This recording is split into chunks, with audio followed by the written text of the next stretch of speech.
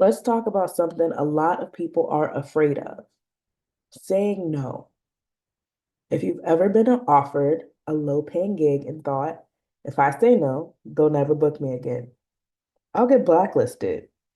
I'm not going to tell them no. You're not alone. The fear keeps a lot of people stuck. But here's the truth. Saying no the right way doesn't hurt your chances. In many cases, it actually helps.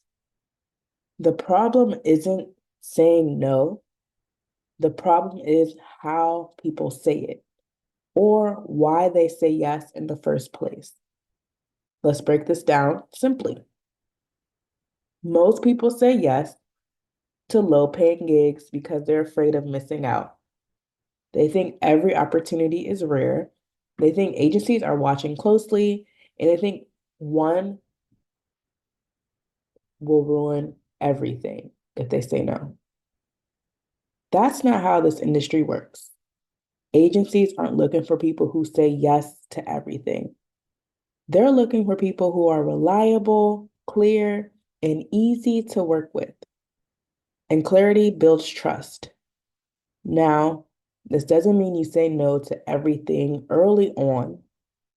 There's a difference between being strategic and being unrealistic. But there is a point where continuing to accept low pay work starts working against you. Here's why. When you say yes to everything, you send a message, even if you don't mean to. The message is, I'm always available. I'll take anything. My time is flexible. That is desperate energy. So that energy can keep you booked, but it doesn't position you well. On the other hand, when you say no calmly and professionally, the message changes. It says, I'm intentional. I respect my time. I understand my value. And agencies notice that. Now, let's talk about when it actually makes sense to say no. You don't say no just because the pay is low. You say no when the trade-off doesn't make sense anymore. For example, the rate hasn't changed in a long time, or the role doesn't help you grow, or the event doesn't align with where you're going, or the hours are long and the conditions aren't great. At some point, continuing to say yes slows you down instead of moving you forward. Now, here's the important part. Take notes. Saying no doesn't mean disappearing, it doesn't mean complaining, and it doesn't mean sounding offended. The tone matters more than the words. A good no sounds calm, clear, professional, not emotional. Here's what saying no should not sound like. I can't believe the rate is that low. That's not worth my time. I don't work for that amount.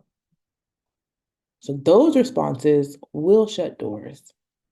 Instead, a strong no sounds like this. Thank you for thinking of me. I'm unavailable for this role, but please keep me in mind for future opportunities. That's it. No other explanation needed. If you do want to keep the conversation open, you can say, thanks so much for reaching out. I'm unavailable for this one, but I'd love to be considered for future roles that are a better fit.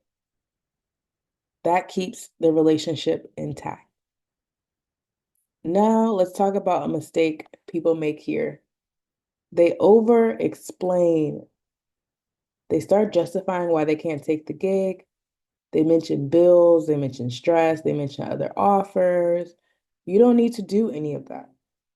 Agencies don't need your backstory. You don't need to overshare. Agencies just need clarity. Another important thing to understand is this. Agencies book based on patterns. They notice who responds quickly, communicates clearly, shows up on time, follows through.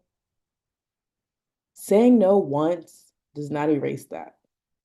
In fact, many agencies respect boundaries more than availability. Now let's talk about timing. So early on, it's okay to accept lower pay to gain experience. That's intentional, right? But if months go by and nothing changes, that's a sign. Growth doesn't happen automatically. It happens when you change how you move. Saying no is often the first signal that you're leveling up. Here's something people don't realize. When you say no to a low-paying opportunity, you make space for better ones. You're not blocked, you're not blacklisted, you're available, just more selective and more intentional. That selectiveness is what changes how people see you. All right, now let's talk about fear. Fear usually comes from thinking opportunities are scarce. But in experiential marketing, opportunities are constant. What's rare is good talent. If you're professional, reliable, and aligned, you are not disposable. So you don't need to chase everything. You need to be intentional. Saying no doesn't mean you're difficult, it means you're clear. Clarity is attractive in this industry. This is something we talk about a lot inside GGA.